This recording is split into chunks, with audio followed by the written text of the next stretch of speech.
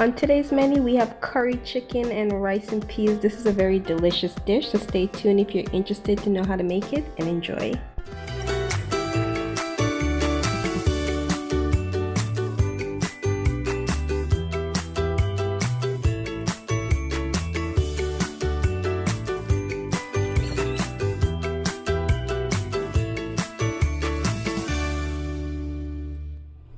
Alright, so I'm going to prepare my chicken. This part of the video, guys, is actually in advance, so you're seeing this part. It's actually the next day that I will be cooking this chicken. So I'm just going to go ahead and clean my chicken, and I usually strip the skin off of my chicken because I personally just don't like it. It's not my favorite. But if you want to keep the skin on, you can go ahead, and then I usually trim the fat on the sides and leave it to itself.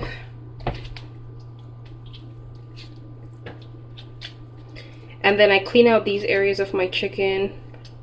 Some people don't, it's really up to you, but I clean mine because I am not gonna eat chicken like that. And then with my bigger knife now, I just cut the drumstick in half, and then I chop my chicken. Don't mind all that I've stuff on my wall. And then I cut my chicken like this, and then I cut it into another section. And that's basically it. And then for this, sometimes I leave it whole for my curry chicken, and other times I cut up into pieces. But for this dish, I think we'll just cut it up.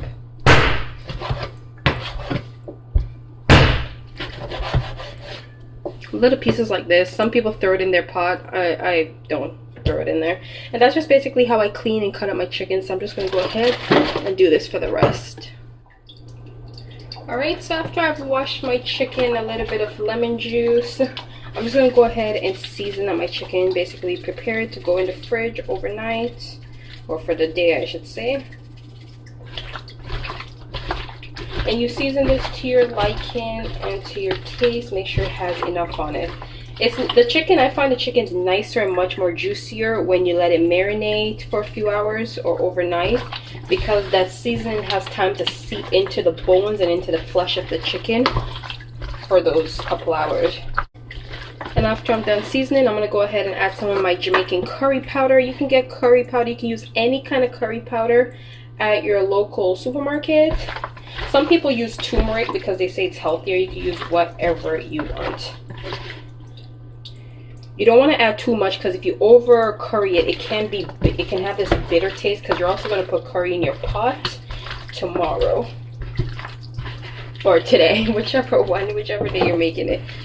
Alright, so my chicken is done currying. So this is some extra seasoning I had from today's dish.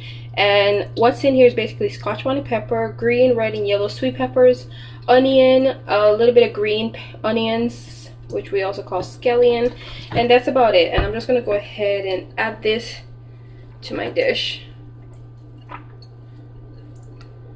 So this is going to get a nice little marinade. Good morning. And then I'm just going to mix that in. It smells so good already, guys. It is so delicious, and it looks really good. So after I've mixed that in a little bit, I'm going to go ahead and cover this and pop this into my fridge till the next day. So I'll see you guys in the next clip. Alright, so I've got my pots on the stove, and I'm just going to add a little bit of oil to my frying pan. Alright, so after I've salted my pot, I'm just going to go ahead and pour in 1 can of red kidney beans. You could do the steps, whichever step you want first, doesn't really matter. A little bit of my water. And then you want to just mix that in to your rice. I'm going to add a bit of butter. I'm going to add about 3 tablespoons of sugar. And this is to give the rice and peas that slightly sweet taste. You don't have to add sugar, it's quite optional again. Alright, so after I'm done that, I'm just going to go ahead and add my coconut milk. Gives it a nice sort of flavor in your mouth. Half a can is fine. You can add as much as you need or you think you need.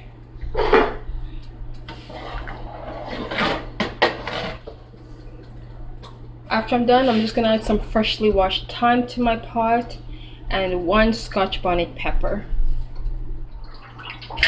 And then I'm gonna go ahead and cover my pot and let that cook. Remember to take out your Scotch Bonnet pepper after some time or it will burst and you'll just have very spicy rice.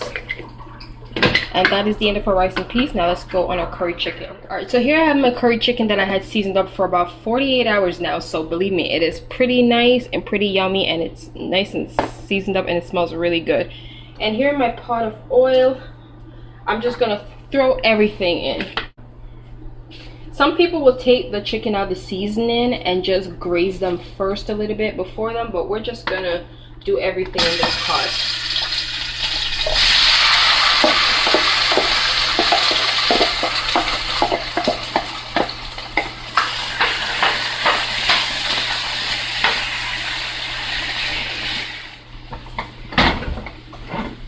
So you guys can see better with the chicken. So with this on high, I'm just gonna let my chicken graze a little bit.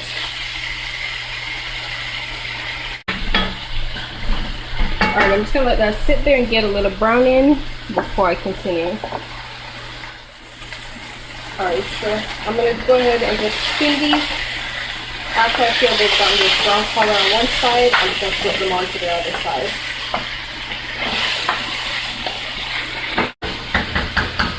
And I'm gonna let the other side get a little glazed brown color. Alright, so in my dish here of water, I'm just gonna add a little bit of curry powder, a little bit of ginger powder, and I'm gonna put a little small bit of garlic in this. And then I'm gonna add some seasoning salt.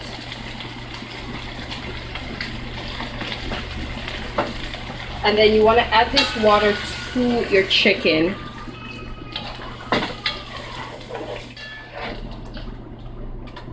And then you just want to mix that around.